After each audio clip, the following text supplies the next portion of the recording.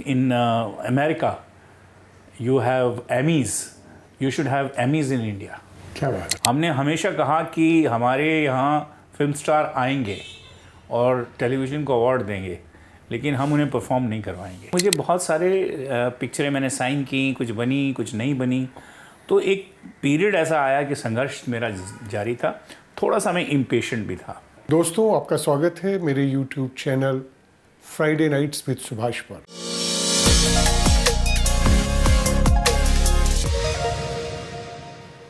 हम जहाँ खड़े हो जाते हैं लाइन वहीं से शुरू होती है। किरण, ये वन लाइनर जब आप सुनते हैं तो आपके दिमाग में उस एक्टर की इमेज आ जाती है, आप पहचान जाते हैं कि वो एक्टर कौन है। सास भी कभी बहू थी, सीरियल, इस तरह के बहुत से सीरियल जो टीवी पे आते हैं, उन लोगों को आप देखते हैं, पसंद करते हैं और आप उन सब कैरेक्टर्स को अपने फैमिली का मेंबर समझते हैं। वो आपको खुशी देते हैं, आपके चेहरे पे मुस्कुराहट देते हैं, लेकिन आपने कभी सोचा कि उनके चेहरे पे मुस्कुराहट कैसे आएगी? उनको भी तो लगता है कि हमें कहीं से खुशी मिले। नेचुरली जब हर आदमी को या किसी भी आदमी को कोई रिवार्ड मिलता है, अवार्ड मिलता है, तो उनको अच्छा लगता है अंदर से। और टीवी के आर्टिस्ट के बारे में अगर किसी ने सोचा है हमारे देश में, आप उनसे मिलना नहीं चाहेंगे?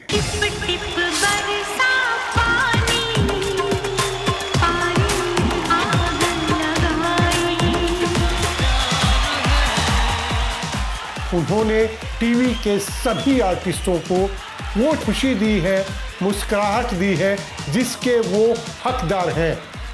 तो आज मैं आपको मिलाने जा रहा हूँ उनसे जिन्होंने इस अवार्ड्स को 25 साल से बरकरार रखा हुआ है और हर साल एक कदम आगे बढ़ रहे हैं, और इस साल वो इसकी सिल्वर जुबली मनाने जा रहे हैं, यानी 25 साल कंप्लीट करने जा रहे हैं।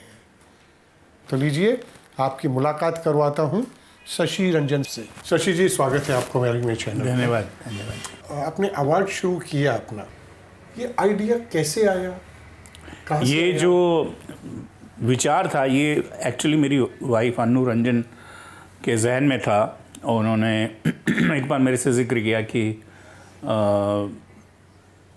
हर उसमें बड़े कंट्री में जहाँ फिल्में और टेलीविज़न है, वहाँ पे एक सेपरेट आइडेंटिटी होती है टेलीविज़न की, लेकिन हिंदुस्तान में जो फिल्में हैं वो इतनी हावी हैं कि टेलीविज़न की जो मान्यता है या उसका जो बिगनेस है वो कहीं कंसिडर नहीं किया जाता। ऐसे उसका सिनेमा का अपेंडिक्स या छोटा भाई या चचेरा ममेरा भाई समझा जाता था। तो उन्होंने मुझे जिक्र किया, मैंने, और मेरी भी उस टाइम थिंकिंग ऐसी ही थी कि भाई सिनेमा लार्जर देन लाइफ, इतने बड़े बड़े स्टार्स, उनके के सामने जो है ये टेलीविज़न एक्टर के लिए एक अलग से प्लेटफॉर्म, मुझे कुछ ऐसा लगा कि शायद ये कुछ बहुत कामयाब ना हो पाए, लेकिन वो लगी रही और वो बार बार मुझसे जिक्र करती रही। और एक दिन उसने कहा कि I think we should make an attempt and make like in America you have Emmys, you should have Emmys in India. क्या बात है। So it was a big thought, और एक ऐसा अम्ब्रेला बॉडी क्रिएट करें जिसके अंदर टेलीविज़न के विकास के लिए, टेलीविज़न का चहुमुखी विकास हो सके, ऐसा एक प्लेटफॉर्म हो। अवार्ड उसका एक छोटा सा हिस्सा था। ओके। तो हमने कहा ये तो बहुत अच्छी बात लग रही है।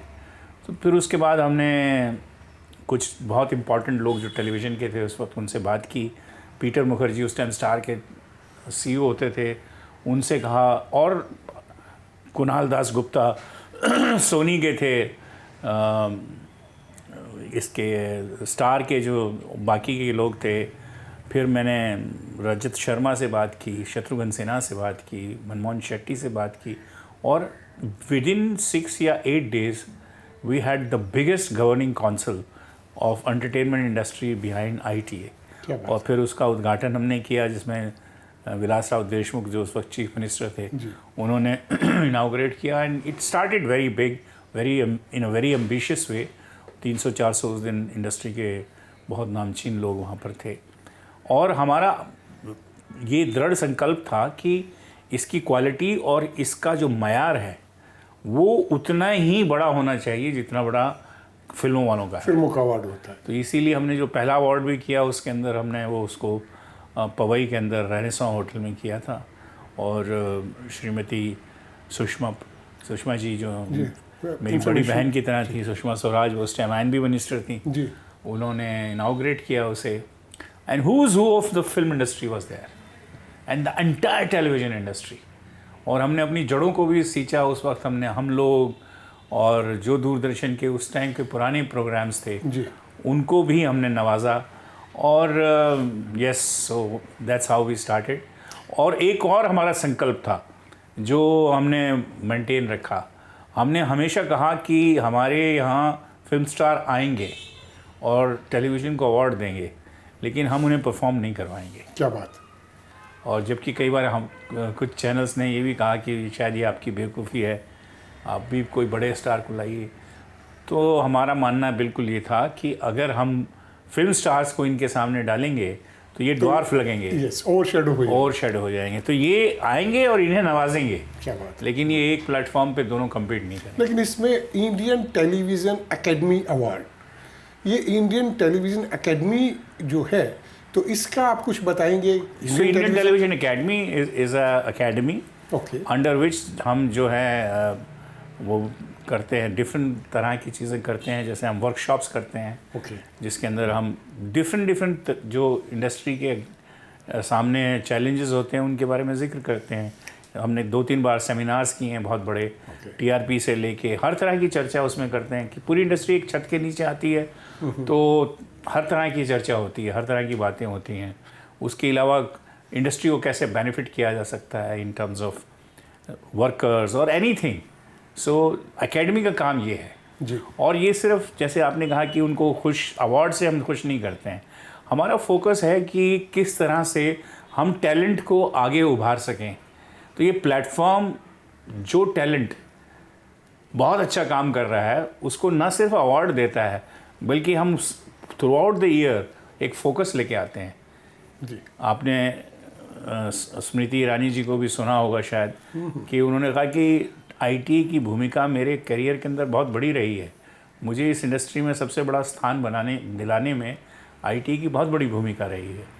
इसी तरह से बहुत सारे ऐसे कलाकार हैं, टेक्नीशियंस हैं, डायरेक्टर हैं जिन्हें आईटी ने फोकस दिया और जो आज इस वक्त इंडस्ट्री में बहुत बड़ा काम कर रहे हैं। तो आईटी अवार्ड नहीं है, अवार्ड तो ठीक है, अच्छी चीज़ है। लेकिन मेरा मानना ये था शशि जी, अवार्ड का लिटरेरी मीनिंग नहीं होता। अगर 10 लोग काम कर रहे हैं तो उनमें एक कॉम्पिटिटिव एक अंदर से स्पिरिट आती है ना। तो अगर किसी एक को अवार्ड मिलता है तो नेक्स्ट टाइम वो दूसरे वाला आदमी सोचेगा। और कोई बहुत अच्छा काम करने वाले को अगर कोई अवार्ड मिलता है तो वो becomes a kind of a mark कि भाई आप अगर ऐसा काम करेंगे तो आपको मिलेगा। और उसके अलावा जिस तरह की आपकी प्रेजेंटेशन है, आई मस्ट से वो इतनी अच्छी है कि जितने हमारे और जो सिनेमा के अवार्ड्स हैं, कोई भी हो, नाम नहीं लेना चाह रहा हूँ मैं, तो इसके लिए जी इसका एक और मैं दर्शकों को भी बता दूं कि आईटी अवार्ड ही एक ऐसा इकलौता अवार्ड है जो पिछले 5 या 6 वर्षों से 3 और 3.52 की टीआरपी लेके आ रहा है। और बाकी जितने भी फिल्म अवार्ड हैं, जितने भी मतलब हर फिल्म अवार्ड, कोई भी 0.78 से ज़्यादा नहीं आ पाए हैं। तो आई थिंक ये हमारा एक कनेक्ट है ऑडियंस के साथ। Congratulations, Shashi ji. It's a big deal. Very big deal. It's a very big deal. Because everybody in India, they want to see the film star. और आपने टीवी स्टार्स को bigger than life बना दिया। Yes, 3 point is huge. Yeah, it's too much. आज की date में 3 point something होना बहुत बड़ी बात है। और हमारे गॉड इज़ काइंड कि पिछले 4-5 साल से हम उसी नंबर पे अटके हुए हैं। गॉड तो काइंड है, लेकिन शशि जी जितना मैं आपके बारे में जानता हूँ थोड़ा बहुत, आपका इस अवार्ड में जो आपकी पूरी जर्नी रही है कहाँ से जर्नी आपकी शुरू हुई? हरियाणा के भिवानी को मैं जानता हूँ, मैं भी वहाँ से रोहतक से हूँ, लेकिन भिवानी को मैंने बचपन से देखा है। एक किस्म का कस्बा भी नहीं कहूँगा, बहुत ही वो जगह थी। वहाँ से उठे, आपके फादर जो हैं बहुत बड़े एजुकेशनिस्ट, जिनका इस लाइन से कोई लेना देना नहीं था जी। वहाँ से एक सपना देखा शशि रंजन ने, और मैं कहता हूँ कि FTII से लेके और फिल्म में एक्टिंग से लेके डायरेक्शन से लेके इवन आपने बहुत सी फिल्में प्रोड्यूस की जी। तो ये तो ऊपर वाले का तो है ही, लेकिन आपका इसके पीछे कैसे स्टेप बाय स्टेप चलते रहे या कैसे क्या? देखिए क्या है, ये थोड़ा सा ये था कि सर पे कफन बांध के आए थे हम वहाँ से, और चूंकि मैं भिवानी से था तो हमारा तो कोई ताल्लुक़ नहीं, कोई किसी को जानते नहीं थे। बल्कि आपको यकीन नहीं होगा कि पिछले जब हम आए यहाँ पे स्ट्रगल करने के लिए, मैं जब FTI से डिप्लोमा करके आया तो हमें 1.5-2 साल तो लगा ये कि किसका ऑफिस कहाँ है, बिकॉज हमारा कोई जान पहचान का ही नहीं था। कोई बोला वहाँ चले जाओ, आगे जाके वहाँ प्रकाश मेहरा का ऑफिस है। अब वॉक करते करते जा रहे हैं, क्योंकि टैक्सी के तो पैसे नहीं होते थे, तो वॉक कभी कभी 6-6 किलोमीटर चले जाते थे। बोला नहीं वो यहाँ था, अभी तो कहीं और चला गया वो। तो ऐसे धक्के खाते रहते थे हम। तो एक ज़रूरत थी, रोज़ी रोटी भी आपको चाहिए थी शहर के अंदर, तो बस जो मिला सामने उसको करते गए। और ये था कि वापस नहीं जाऊंगा भिवानी, ये मैंने सोच के आया था। क्योंकि आप जैसे जानते हैं कि मेरे फादर एजुकेशनिस्ट थे, लेकिन हमारे ताल्लुकात जो थे चौधरी बंसी लाल की फैमिली से बहुत अच्छे थे। उनकी फैमिली मुझे बहुत पसंद करती थी, चौधरी बंसी लाल स्वयं बहुत पसंद करते थे। और वो बहुत अनहैप्पी थे कि मैं एक्टर बनने जा रहा हूँ। वो बोलते थे तो 2-4 साल रुक जा, फिर तेरे को MLA बना देंगे यहाँ पे। तो मैं बोलता बाबूजी मुझे एक्टर बनना है। बोला भांड मरासी में क्या करेगा जाके तुम। तो अगर मैं चाहता तो वहाँ जाके कुछ अपने आराम से ज़िंदगी काट सकता था, बट मैंने एक वो ठान लिया था कि भाई अब मैं भिवानी से, और वहाँ पे मैं जब पहली बार हरियाणा से आया तो अपेक्षाएं इतनी थी लोगों, अरे हरियाणा का छोरा, भिवानी का छोरा एक्टर बनने गया है, ये वो मजाक ज़्यादा उड़ाते हैं लोग। पहले तो मजाक उड़ाया, फिर उनको लगा कि तो हो गया इसका। पहले तो सोचते थे कौन इसको एक्टर बनाएगा। मुझे शशि जी, आपने बंसीलाल जी का जिक्र किया, मुझे एक छोटी सी चीज़ याद है। बहुत पहले टीचर्स ने हरियाणा में स्ट्राइक कर दी थी। उन दिनों चीफ मिनिस्टर थे बंसीलाल जी, तो मेरे फादर वहाँ चरखी दादरी में थे प्रिंसिपल। तो वहाँ पे एक छोटी सी पहले जो मीटिंग होती थी, आज की तरह पॉलिटिकल मीटिंग नहीं होती कि इतने लोग होने चाहिए, आप कैसे भी लाइए, तो कुछ लोग होंगे, लेकिन 5-7 हज़ार लोग होंगे। तो वहाँ खड़े हुए तो टीचर्स को मैंने देखा, उन्होंने ब्लैक फ्लैग यहाँ लगाए कि ताकि चीफ मिनिस्टर को जो थोड़ा सा लगे कि इनकी सुने। तो वो खड़े हुए बोले, भाइयों और बहनों, ये जो काले फित्ते ला रखे हैं ना इन्होंने, बोला इसका मेरा कोई फ़र्क नहीं पड़ता। मैं जब पैदा हुआ था तो मेरी माँ ने 12 गज का कड़ा घाघरा पैर रखा था। तो उसमें से लिगड़िया हूँ मतीन से तो आप उनका देखिए, एक हरियाणी ह्यूमर जिसको कहते हैं। बाबूजी मुझे बहुत प्यार करते थे। और मुझे याद है कि मैं जब पास आउट कर गया जी और बॉम्बे में आ गया, तो उस वक्त डिफेंस मिनिस्टर थे वो, और दिल्ली में मैं उनकी कोठी पे मिलने गया उनसे। तो मैं और सुरेंद्र बैठे हुए थे, तो बोले बाबूजी तो आपने इंडिया टुडे बड़ा पॉपुलर, बहुत पॉपुलर, तो सारे पॉलिटिशियन घर में इंडिया टुडे तो होता था। तो उसके बैक पेज पे मेरा एक रेमंड का ऐड की फ़ोटो थी। अच्छा, क्या बात है, वाह। तो सुरेंद्र बड़ा खुश था, बोला बाबूजी शशि ने जो है ना, ये तो वहाँ इसकी फ़ोटो आने लगी। बोला कहाँ पे आती हैं इसकी? बोला इंडिया टुडे। बोला इंडिया टुडे में? तो उन्होंने देखा ऐसे, और देखा कि उसमें मैं एक सूट में एक लड़की के साथ खड़ा हुआ हूँ पेड़ के पास। तो बोले यार ये तो बहुत बढ़िया है, तो बहुत सोना लग गया, सुथरा लग गया तू तो इसमें। तो ये मैंने बताया ना पैसे मिले हैं इनके। मैं कहा हाँ बाबूजी, इनके मुझे उन्होंने 10,000 रुपये दिए। 10,000 फोटो खिंचाने के? मैं कहा हाँ जी। और बोला ये सूट? मैं कहा जी सूट भी मेरा। तो ऐसे 2 मिनट रख के बोला एक काम करिए, अगली बार एक कांबड़ की ऐड करिए, पीछे तू अगली कांबड़ मैंने दे दिए। और 10,000 की जो बात कर रहे हैं, उस वक्त पे 10,000 बहुत बड़ी, हाँ बहुत बड़ी रकम होती थी। लेकिन इसी के साथ एक चीज़ जुड़ी हुई है कि आप FTI में आप एडमिशन हुआ जी। एक तो FTI में एडमिशन होने का मतलब उस वक्त पे ये था कि किसी की लॉटरी निकल आई। जी जी। दूसरा FTI में जो आपके साथ उस बैच में कहिए या उस टाइम पे जितने भी लोग थे, हाँ, सब स्टार थे वो। सब आज के टाइम में स्टार है। और अगर आपकी पर्सनली बात की जाए तो आप उस टाइम हॉलीवुड के एक्टर लगते थे इंडिया। अभी भी लगता हूँ। नहीं, हॉलीवुड के एक्टर लगते हैं अभी भी, आप कोई डाउट नहीं। लेकिन उस सब चीज़ के अंदर और आज तक जो मैं समझ पा रहा हूँ कि उन सब लोगों से आज भी आपके बहुत अच्छे रिलेशंस हैं। जी जी, हमारी जर्नी के हिस्सा रहे हैं वो सब के सब। और मैं जो एक्टिंग छोड़ी मैंने, वो मेरा एक डिसाइसिव वो डिसीजन था जी। ऐसा नहीं था कि मैंने अरे नहीं अब हुआ क्या कि मैं जब आया इंस्टीट्यूट से तो मुझे जीपीसीपी ने साइन किया। एक पिक्चर थी एहसास, जो नए लड़कियों के साथ बन रही थी। उसमें राकेश बेदी था, मनमोहन सिंह नया कैमरामैन था, सुरेंद्र सूरी डायरेक्टर थे इंस्टीट्यूट के, लड़की सिर्फ बाहर की थी, बाकी सब इंस्टीट्यूट के लोग थे। तो मुझे साइन किया उन्होंने एज ए हीरो, और कुछ इंटरनल पॉलिटिक्स की वजह से 6 महीने के बाद मुझे ड्रॉप किया उस पिक्चर से, और कोई नया लड़का लिया। और वो लड़का कश्मीर का था। पिक्चर कंप्लीट होने से पहले कुछ मानसिक प्रॉब्लम थी, वो छोड़ छाड़ के भाग गया। और इनको मेरे पास वापस आना पड़ा कि इसकी डबिंग अगर करनी है तो शशि कर सकता है, बिकॉज एक तो उसकी वॉइस यंग है, दूसरा स्क्रिप्ट जितना उसने पढ़ा है 6 महीने में उससे बेहतर कोई जानता नहीं है। क्या बात है, अरे हीरो ले रहे थे और डबिंग आर्टिस्ट। सो मैंने उसमें कहा ये, मैंने कहा तो मुझे बड़ा, मैंने कहा मैं तो तुमको देखूंगा भी नहीं, शक्ल भी नहीं देखना चाहता।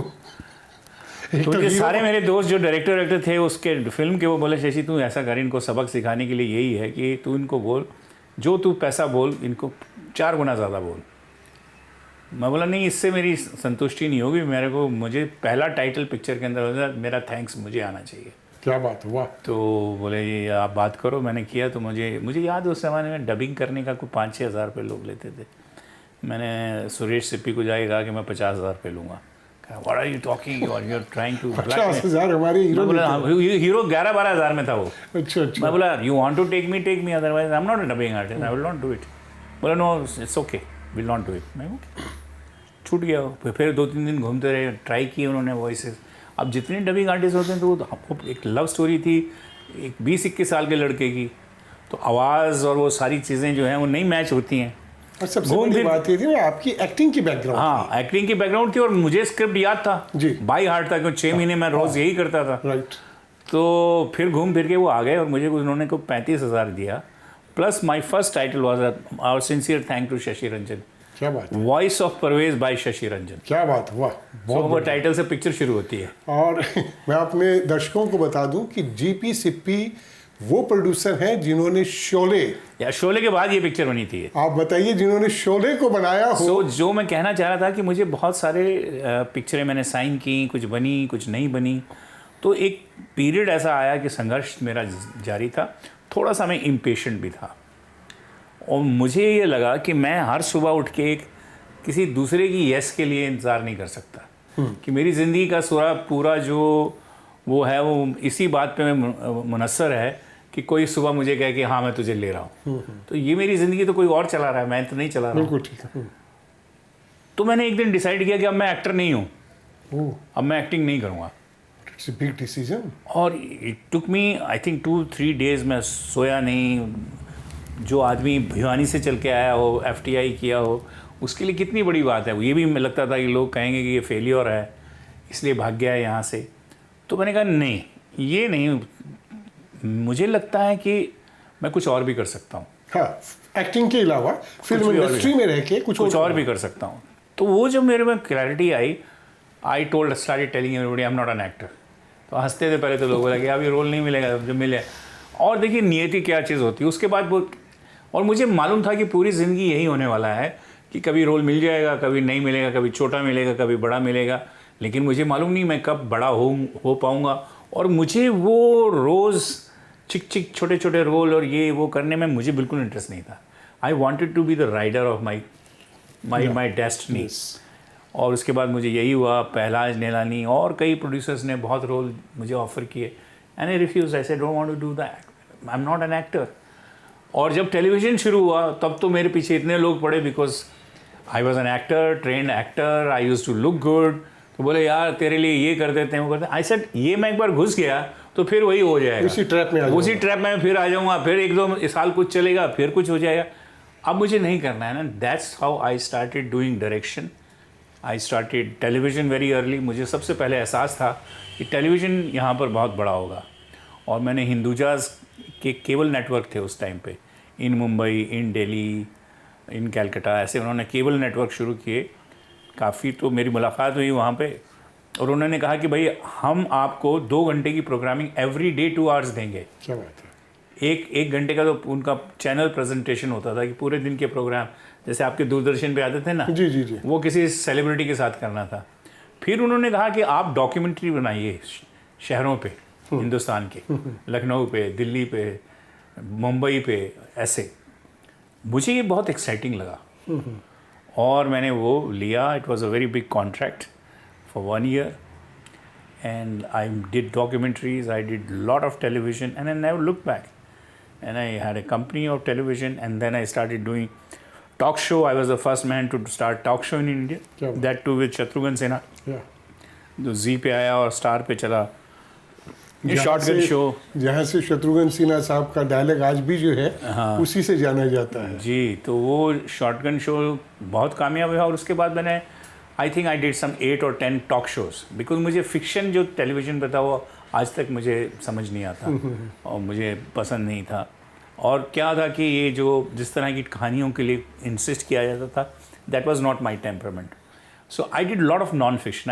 आई think nearly 2000 hour of non fiction on television. क्या बात है। I produced and directed, Very and then picture मेरी डीएनए में थे। मैंने 92 में सियासत फिल्म बनाई, जैसे मैंने प्रोड्यूस भी किया। सुखवन ढड्डा डायरेक्टर थे उसके, एक चादर मैली से के जो थे, कुमार गौरव, किमी काटकर, शक्ति कपूर। मेरी वो as an actor last film थी। अच्छी। उसके बाद फिर मैंने एक्टिंग भी नहीं की। एंकर बहुत किए मैंने शो। एक मैं शो एंकर करता था जी पे, मेकिंग ऑफ ए लेजेंड, जिसमें मैंने तकरीबन 60 living legends of film industry उनसे बातचीत की, और I think it was one of the most popular show of Zee. And मैंने ये इंसिस्ट किया कि प्लीज़ इन लोगों के साथ आप बनाइए। तो बोलते थे तुम शाहरुख वाहरुख सबको जानते हो, इनके साथ करो। मैं कहा ये तो 40 साल रहेंगे, पर जिन लोगों की बात मैं कर रहा हूँ हाँ, वो शायद ना रहे हैं अभी। बिल्कुल ठीक है। हाँ। और तो इसीलिए वहाँ पे उसमें के.एन. सिंह साहब, साहिर साहब, आनंद बख्शी, हसरत जयपुरी, मजरू सुल्तानपुरी, क्या बात है, वाह। यू नेम, ओपी नैयर साहब, इतने लोगों के मैंने इंटरव्यू किए उसमें। तलत महमूद क्या बात। And Ramanand Sagar, many 50-60 of them. क्या बात। एंड तो वो सब अभी कहाँ कवि देखने प्रदीप, को? ये सब कुछ यूट्यूब पे हैं, कुछ जी के पास हैं। और वो दौर ऐसा था कि हम लोग नए थे, एंथुसियास्टिक थे, तो कभी हमको ये आईपीआर का समझ में ही नहीं आता था क्या होता है। तो राइट सारे जी के पास हैं, ओह, नहीं तो मैं उसी से करोड़पति होता। वही मैं कह रहा हूँ कि जो आपने नाम लिया के.एन. सिंह साहब, और मतलब मैं और उसमें से कम 30 लोगों का इंटरव्यू, वो लास्ट इंटरव्यू था उनकी लाइफ का। जैसे कवि प्रदीप, यस यस। केदार शर्मा साहब, आपने अरे, सुना क्या होगा बात उनका है, नाम, केदार बहुत बड़े शर्मा जी, बहुत- किसी ज़माने के अरे, डायरेक्टर, बहुत- प्रोड्यूसर थे, एक्टर थे। उन्होंने तो शायद राज कपूर साहब को भी। जी, राज कपूर और बावरे नैन, उनकी फिल्म, उन्होंने रोशन साहब को भी ब्रेक दिया। अरे अच्छा। तो या ही वाज अ लेजेंड। तो ऐसे ऐसे लेजेंड्स के साथ मैंने ये मेकिंग ऑफ ए लेजेंड किया। फिर मेरे फादर जो थे, चूँकि उर्दू के राइटर थे, तो मुझे विरसे में थोड़ी सी उर्दू की समझ मिली, और मुझे हमेशा कहा करते थे कि अगर तुम्हें कभी ज़िंदगी में मौका मिले तो तुम उर्दू की खिदमत ज़रूर करना। तो मैंने एक प्रोग्राम बनाया, बातें उर्दू की, जिसे मैं एंकर करता था। और कौन से उसमें चैनल के लिए था ये? ये था जी के लिए, जी के लिए। अच्छा। ये जी उर्दू एक उन्होंने चैनल हाँ, नया शुरू किया था पहले। शुरू किया था। उसका ये सबसे इम्पोर्टेंट प्रोग्राम था। तो उसमें मैंने उर्दू अदब से जुड़े हुए शायर, कहानीकार और जितने भी अदीब उर्दू ज़ुबान से जुड़े हुए थे पूरे हिंदुस्तान के, उनके साथ मैंने कुछ 52 एपिसोड किए। तो it was a long television journey. और फिर फिल्में बीच बीच में जब भी कुछ मुझे एक्साइट करता गया, मैं पिक्चरें भी बनाई मैंने। मैं तो एफटीआई के अंदर टेलीविज़न की उसके लिए गया था। वहाँ तो अंदर घुसते ही आदमी को एक अजीब, इतना खूबसूरत एम्बियंस है वहाँ पे एक पेड़ है आपका जिसमें कहते हैं कि विजडम ट्री, यहाँ पे टीवी वाले नहीं बैठ सकते। यहाँ सिर्फ फिल्म वाले बैठते, ऋत्विक घटक बैठते थे वहाँ पे। जी जी जी जी। सो टेल यू, किसी भी इंस्टीट्यूट के आप स्टूडेंट से पूछेंगे अगर कि उसकी ज़िंदगी के 2 बेहतरीन साल या 3 बेहतरीन साल कौन से रहे, तो हमेशा वो फिल्म इंस्टीट्यूट कहेगा। और उसका एक रीज़न ये था कि फिल्म इंस्टीट्यूट एक ऐसी जगह थी जहाँ पे जो भी, चाहे कोई बड़े शहर से आए या छोटे शहर से, वो जो उसका वातावरण था, वो जो माहौल था, वो प्योर सिनेमा था। हमारे पास वो नेशनल आर्काइव्स था जिसमें हमको रोज़ 3 या 4 इंटरनेशनल फिल्में देखने को मिलती थी। तो जिसको वाकई बोलते हैं ना, ईटिंग, ड्रिंकिंग, स्लीपिंग, मूवीज़, वो जो एक माहौल था, और फिर एक ओपन एटमॉस्फेयर, लड़के लड़कियां साथ में मिलके काम कर रहे हैं। तो हम जब छोटे शहरों से आए तो हमें लगा ये कौन सी दुनिया है, किस तरह का माहौल है। तो आपकी पर्सनैलिटी डेवलपमेंट के लिए आई थिंक वो हमारी ज़िंदगी के वो 2 बेहतरीन साल रहे, intellectually also, physically also, and एक नई दुनिया को देखने का मौका जो है। अब तो खैर आप सब बच्चों के पास चैनल्स हैं जहां आप इंटरनेशनल चीज़ देख सकते हो, बहुत कुछ देख सकते हो। उस ज़माने में इंटरनेशनल सिनेमा देखना तो इम्पॉसिबल था। बहुत बड़ी बात थी। मुझे याद है राज कपूर साहब हर वीक एक फिल्म देखने आते थे वहाँ पे। शशि कपूर, सत्यजीत रे, ऋत्विक घटक तो खैर हमारे वो टीचर भी रहे वहाँ पे कई साल। तो इस तरह का माहौल था वहाँ पे। एक कहीं कुमार शाहनी बैठा हुआ है, कहीं मनी कौल बैठा हुआ है, कहीं ऋत्विक घटक हैं, स्टूडेंट्स बातचीत कर रहे हैं, पूरे एक्टर बिरादरी घूम रही है वहाँ पे। अजब एक अलग दुनिया थी वो। और so institute shape my complete thinking, my mind, my everything. लेकिन हर एक्टर का, शशि जी, एक आइडियल होता है। जब इंस्टीट्यूट में भी आप होंगे तो आपको लगा होगा कि मुझे, क्योंकि भगवान की उससे आपकी पर्सनालिटी अच्छी थी, सब कुछ था, तो आपका आइडियल कौन था कि मुझे ये एक्टर बनना है? मैं आपको बताऊं कि मैं एक्टर बना विनोद खन्ना की वजह से। ओह, क्या बात। मुझे विनोद खन्ना बहुत अच्छा लगता था और उसकी पर्सनालिटी बहुत कमाल की थी। मुझे अभी तक याद है कि उसकी एक फिल्म थी अचानक, उसमें उसने एक ब्राउन ट्राउज़र और येलो शर्ट पहनी थी। तो मेरा जब इंस्टीट्यूट में वो था ऑडिशन, तो मैंने ब्राउन पैंट और येलो शर्ट पहने कि भाई विनोद खन्ना जैसा बन के जाऊँगा मैं। उसी की तरह बाल करता था। और मेरे फादर बोला, भाई साले उसके अपने नेचुरल, तो क्यों पानी से चिपका के वैसे बनाता। तो मेरा आइडियल था। लेकिन जो इस लंबे सफ़र में फिर मुझे रियलाइज़ हुआ, शत्रुघ्न सिन्हा मेरे भाई की तरह हैं, मेरे बहुत करीबी हैं, धर्म जी और देव साहब, तो ये सब मेरे चाइल्डहुड वो थे। लेकिन मेरी आई थिंक खुशकिस्मती कहिए कि इस सफ़र में, मेरे 40 साल के सफ़र में, ये सभी लोग मेरे इतने नज़दीक रहे हैं। मैंने एक लाइफ टाइम इनके साथ गुजारी है। लेकिन ये बहुत बड़ी आर्ट है शशि जी, कि 40 साल तक आपके जो शुरू से जितने फ्रेंड्स रहे हैं इस मीडिया में, इस फील्ड में, वो आज भी बरकरार है। और फैमिली है मेरी, बिल्कुल बहुत बड़ी बात है। हाँ, तो बस तो इसके लिए कोई छोटा सा गुड़ दे दीजिए। आई थिंक पता नहीं भाई और भाई का रिलेशन नहीं रहता इतने दिन तक। हाँ, लेकिन पूरी फैमिली आपने बनाई हुई है। बिल्कुल। मैं उनको मजाक में बोलता हूँ कि मेरे जितने नज़दीक वाले लोग हैं मेरे कंपल्सरी ब्लाइंड है। उसमें होता है ना फ्लैश में, आप चाहे लाइक करो ना करो, इतना डालना ही पड़ेगा। तो मैंने कहा ये मेरे सब, मैं इनकी ज़िंदगी में और ये मेरी ज़िंदगी में सब कंपल्सरी ब्लाइंड है। आप अगर किसी मेरे फंक्शन में देखें तो 25 साल में भी वही पहले थे और आज भी वही आते हैं। और इर्रेस्पेक्टिव ऑफ उनका ग्राफ चाहे कैरियर में ऊपर नीचे होता रहो, it doesn't matter to me. लेकिन मुझे एक याद है किस्सा, शशि जी, मेरी फिल्म छन्नू मैंने बनाई थी बहुत पहले, तो उसकी वहाँ पर मिक्सिंग चल रही थी फिल्म सिटी में। तो जब लंच टाइम होता था, मैं बाहर निकलता था, मुझे आपके उससे याद आए 2 खूबसूरत लड़के वाइट कपड़े पहन के वो साइड में बैठे होंगे ऐसे ही। शाम को गया तो बैठे हुए, तो मुझसे रहा नहीं गया। मैंने कहा आप आर्टिस्ट हैं, क्या है क्या नहीं? तो झेपने लगे, कहने लगे कि हाँ आर्टिस्ट हैं।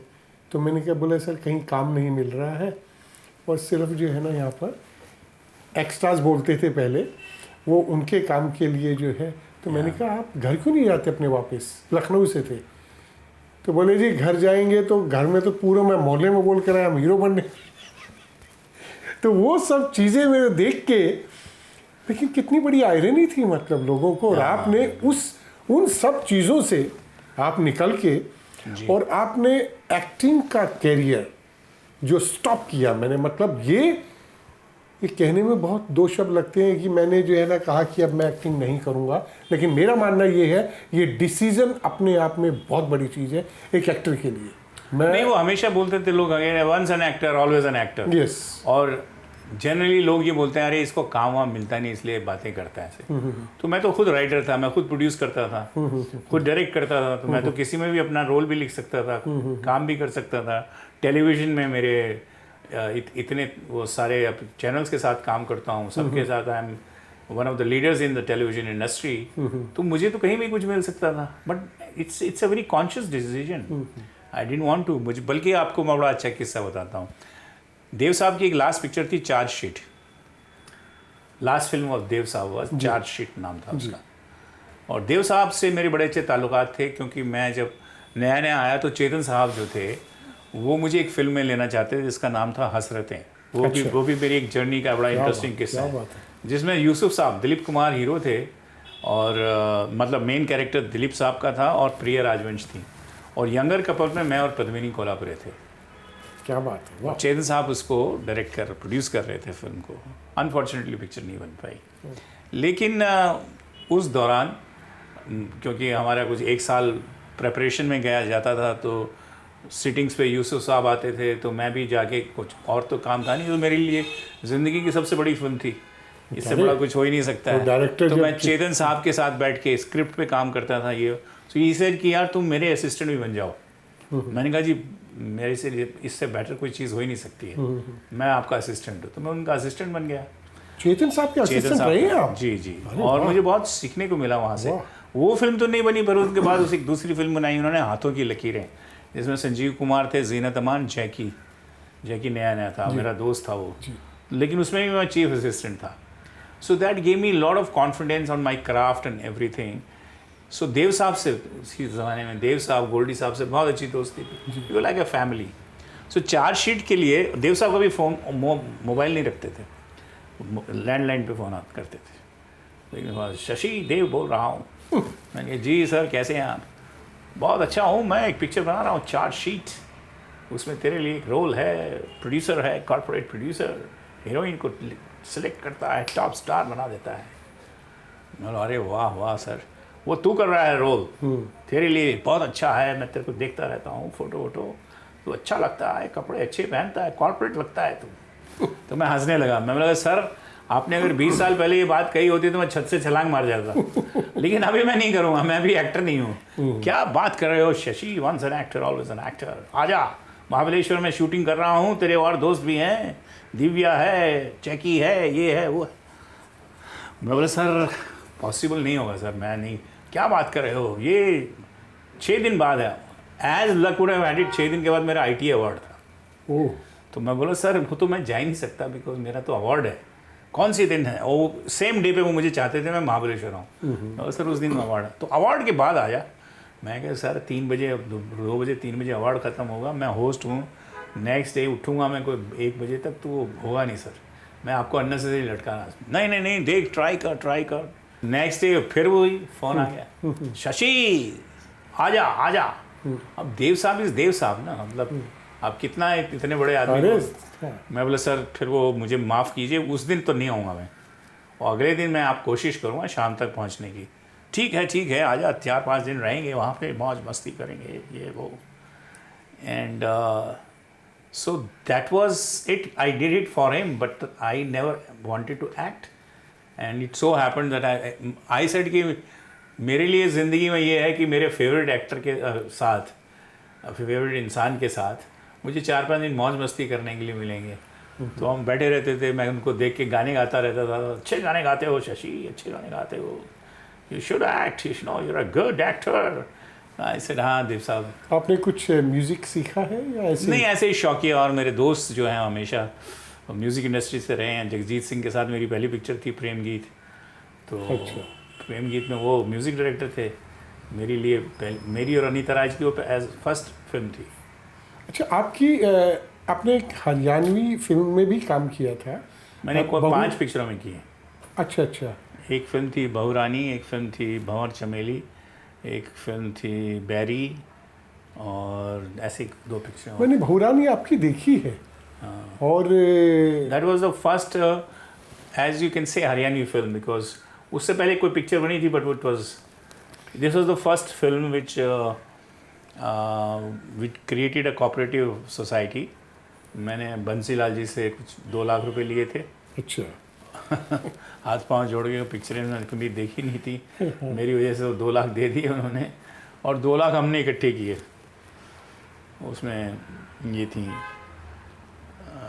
भूमि पेडनेकर की मम्मी, हाँ, Sumitra Hooda ji. Sumitra Hooda, she was the heroine. Rakesh Bedi मेरा दोस्त था, जी। और तो उसको ले गया मैं इंस्टीट्यूट के, जेपी कौशिक म्यूज़िक डायरेक्टर थे उसके। उसके बाद मैंने जितनी भी पिक्चरें की तो मेरे सारे इंस्टीट्यूट के दोस्त यार थे, कलीग्स थे। मेरी 2 पिक्चरों की अगर आप टेक्निकल कास्ट सुने तो गिर जाएंगे। आज की डेट की 20 करोड़ की कास्ट है वो। क्या बात। मेरा एडिटर होता था डेविड धवन, ओह, वाह। मेरा कैमरामैन होता था विनोद प्रधान, क्या बात है, वाह। और मेरा साउंड रिकॉर्डिस्ट होता था राकेश रंजन। कौन सी पिक्चर की थी? बैरी भी उसमें ये वही थे, और भंवर चमेली में भी यही थे। क्या बात है, वाह। रमा बीच मेरी हीरोइन थी। तो सारे इंस्टीट्यूट वालों को लेके जाता था, सब स्ट्रगल करते थे, मैं इनको पैसे भी दिला देता था। तो मैं तो मेकर था, चलो इसको 20 दे दो। विनोद प्रधान को 20,000 दिलवाए थे मैंने, उस टाइम में 20,000। हाँ। डेविड धवन 15,000 में एडिटर था। क्या बात है। क्या बात है। जो आपने पहली फिल्म बनाई थी यहाँ पे हिंदी के अंदर, उसके वो कैसा उसका रहा था बिजनेस इसका वगैरह? रिस्पांस बहुत अच्छा था। वो एक्चुअली वो सेंसर में फंस गई थी पिक्चर अच्छा। 6-7 महीने, तो उसमें वॉयलेंस बड़ा रॉ था। मैंने उसको भिवानी में शूट किया था, लोकेशन, रियल लोकेशन के ऊपर, विद 5,000 पीपल ऑन रोड। और उस टाइम पे तो मैनेज करना बहुत बड़ी मैनेज चीज़ थी। करना, हाँ। मुझे तो उसमें जो विलन था, ही इज़ अ पॉलिटिशियन, वो मेरी कुछ ज़िंदगी से भी प्रेरित थी। अच्छा। भिवानी के अंदर की it's a basic line was कि how political system destroys a youth, कैसे एक यंग लड़के को यूज़ करता है और डिस्ट्रॉय करता है, एंड उसका रिवेंज था। अच्छा। 3 दोस्त मिलके करते हैं। तो Kulbhushan Kharbanda was the politician. तो एंड में उसको उस छोटे शहर में लिंच करते हैं लोग सड़क के ऊपर। ओह, तो वो पूरी सीक्वेंस मैंने भिवानी में शूट की थी, और मुझे याद है वो गर्मी के दिन थे, 15 से 21 जून। अरे वाह। तो बाप बाप कर गया, और पूरी यूनिट थी मेरी वहाँ पे। कुमार गौरव था, अंगल साहब थे, अपना शक्ति कपूर था, गुलशन ग्रोवर था, कुलभूषण खरबंदा था, दीपा साही थी, हंगामा था। क्या बात। नहीं, लेकिन ये हरियाणा का एक मतलब मुझे बड़ा अफसोस भी कहना पड़ता है, अभी तो शायद कोई चीज़ बेटर हुई हो नहीं हुई हो। चौटाला साहब वहाँ के चीफ मिनिस्टर थे, तो मुझे जो हमारे चंद्रशेखर जी थे, जो बाद में प्राइम मिनिस्टर भी रहे, तो मैं अपनी फिल्म की जो शूटिंग कर रहा था, तो उन्होंने कहा कि कोई काम हो तो बता भाई। तो मैंने कहा जी कुछ नहीं, इसके बाद टैक्स फ्री के लिए। बोला कौन करता है? मैंने कहा ये चीफ मिनिस्टर का, तुम्हारा चौटाला? मैंने कहा जी। तो वहीं चौटाला जी थे, उन्होंने भोंडसी में फंक्शन किया था, तो उन्होंने भैया लड़का जो है इसको टैक्स फ्री करवाना कर देंगे क्या? तो वो एकदम चौटाला जी, अरे अध्यक्ष जी जो आपने।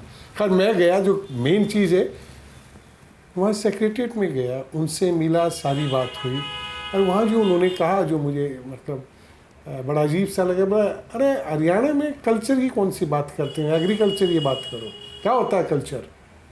मैंने कहा ठीक है सर, मैं चलने लगा। तो कहने लगे कि लेकिन तुम आए क्यों मेरे पास? मैंने कहा जी वो चंद्रशेखर जी ने जो कहा। अरे बोला टाइम मेरा भी ख़राब किया अपना, आते ही उनका नाम लेता, भैया इसकी कर दो। ये आप समझ रहे हो? आज भी वही है, आज भी बदला नहीं है, वो ऐसा ही है। बिकॉज अनफॉर्चुनेटली हरियाणा के अंदर पॉलिटिशियंस को इंटरेस्ट नहीं है कल्चर के अंदर, ना पता है, अज्ञानी है।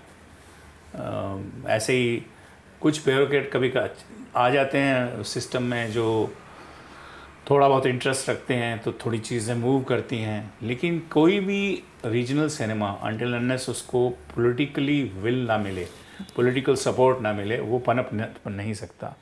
मैंने तो बहुत कोशिश की कई साल। आपने जो अभी एक नेटफ्लिक्स में बनाई है द रोशंस, जी बहुत लोगों से बात हुई, सब उसकी बहुत तारीफ भी कर रहे हैं। तो जी। कैसे एकदम आपके दिमाग में ये आइडिया आया? रोशन जो है इस वक्त नेटफ्लिक्स की from India is one of the most watch documentary in the world है। और चूँकि मैंने जैसे आपको भी बताया कि मैं ये making of a legend program करता था, तो मुझे इंडस्ट्री के लोगों के बारे में, म्यूज़िक के बारे में, और मेरा एक आध्यात्मिक शौक़ था हिस्ट्री को जानने का, तो वो मुझ में था कहीं। राकेश रोशन मेरे दोस्त हैं, उनके खंडाला के घर में हम लोग बैठे हुए थे और वो मुझसे ऐसे ही बात कर रहे। मैं रोशन साहब के गाने अक्सर गुनगुनाता रहता हूँ।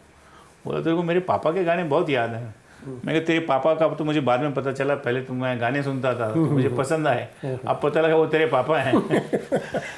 तो बोले हाँ यार, लेकिन ये एक सारे गाँव ने कोई निकाला है कारवां करके, और उसमें सब म्यूज़िक डायरेक्टर का गाने हैं मेरे फादर के अलावा। How come? तो बड़ा मुझे शौक़ लगा, वो तो बहुत ही अपसेट था। वो बोला मैंने उनको लिखा भी कि ऐसा, तो उन्होंने कोई ख़ास रिएक्ट नहीं किया। मैंने कहा ये उनकी बेवकूफ़ी है, ये उनकी ये वो है, अभाव उनका है ये कि रोशन के गाने नहीं हैं। एनीवे, तो मैंने कहा why don't you do one thing, make a documentary on him. अब डॉक्यूमेंट्री एक ऐसी चीज़ है जो हर एक आदमी के समझ में नहीं आती है अच्छे। बोला कैसे होता है, कैसे डॉक्यूमेंट्री मतलब? बोला डॉक्यूमेंट्री ऑन हिज लाइफ। हाँ, तो मैंने उसको कहा कि मैं ऐसे ऐसे शो करता था। अच्छा, तो रात गई बात गई। मैंने उसको नेक्स्ट डे वो यूट्यूब पे जो भी 2-3 मेरे इंटरव्यू थे वो भेजे उसको। उसने किया ऐसे। फिर मैंने उसको फ़ोन किया, मुझे दिमाग में लगा I think it's a good idea, I should make. तो मैंने कहा मैं तो बना दूंगा, तू बनाए ना, मैं तो कर लूँगा। बोला अच्छा हाँ ओके। तो मैंने एक दिन उसको क्वेश्चनर भेजा कि मुझे इन सब के आंसर दे, I will start my work. तो he call me, he said are you serious? मैं कहा of course I am serious, that's why I am saying. बोला अच्छा, तो can you do one thing, अगर इसमें हम लोग भी इन्वॉल्व हो जाएं, मतलब हम भी आ जाएं इस कहानी में। तो मेरे अचानक एकदम लगा कि मैंने कहा दादा से पोते तक की कहानी बहुत अच्छी है, रोशन से Hrithik Roshan. I said okay done, and that's how I we started collaborating and we made the documentary. I didn't want to show it to anyone. उसको लगा कहाँ बिकेगी शशि, कैसे होगा ये? मैं कही don't worry, and the rest is history. And now God is kind, at least 6-7 of the people in the top people in the industry wants me to do a docu on them. And even Netflix it's been nominated in Filmfare, ITA. नहीं, लेकिन शशि जी आपको करनी चाहिए, मतलब इससे क्या है कि I will because these are all things which are closer to my heart. And I only do things which excite me. इसके बाद ऐसा हुआ कि मुझे कुछ एक बहुत बड़ा प्रोडक्शन हाउस है, कंपनी है, उसने मुझे कहा कि सर आप इतने अच्छे डायरेक्टर हैं, आप एक फ़िल्म डायरेक्ट कर दीजिए हमारे लिए। तो मैं बोला क्या कहानी वानी क्या है? वो कहानी आप ढूंढ लीजिए, हमारे पास ऐसे ऐसे ये एक्टर है, ये एक्टर है, ये। मैंने कुछ 15-20 पैसे वैसे भी बहुत। बोले नहीं सर, आप इतना होल्ड है आपका इमोशन पे, आप म्यूज़िक की इतनी सेंस है, आप कर दीजिए सर। फिर मैंने सोचा कि मैं एक ऐसी पिक्चर बनाऊं जिसके अंदर मुझे कहानी पसंद ना हो, जस्ट बिकॉज मुझे कुछ करनी चाहिए। फिर I will not do it, I refused. I said I would rather do a documentary which I like. नहीं, डॉक्यूमेंट्री की एक अलग नशा होता है। So whenever there is something exciting in my life, वो मैं उसी तरफ चल जाता हूँ। शशि जी, आपकी बेटी जी बहुत अच्छा काम कर रही हैं, और रियली बिकॉज संस्कार जो आप लोगों से मिले हैं, तो उनके बारे में कुछ बताइए कि अभी लेटेस्ट उनका प्रोजेक्ट क्या है या कैसे है? सो मेरी बड़ी लड़की की एक picture, she was launched in a film called wedding pulav, जिसे डायरेक्ट किया था विनोद प्रधान ने। अच्छा। And After that, she did a series with Balaji, Zee OTT series. Right now, she's doing something for Amazon. She's married now to Aditya Seal is also an actor. जी He was launched in Student of the Year 2 and Tere Bin picture में थे वो hero. अभी भी पिक्चरें कर रहे हैं. मेरी छोटी लड़की जो है उसका जो ट्रेजेक्ट्री है वो बिल्कुल डिफरेंट है. She started as an actor in a film called guilty on Netflix. वो और she was one of the protagonist in that. And after that she did अभी ऑफ लेट उन्होंने ये किया, बड़ा पॉपुलर है प्रोग्राम पंचायत वालों का, ग्राम चिकित्सालय. नेटफ्लिक्स पे it is on Amazon. And उसके अलावा फिल्म भी कर रही है. And she is done a film in south. So she does also things which excite her, different. Both your daughters are in acting field. Yeah, both of them are actors. बहुत अच्छा लग रहा है आपसे बात करके. Thank you so much. Thank you sir. Thanks very much. Thank you.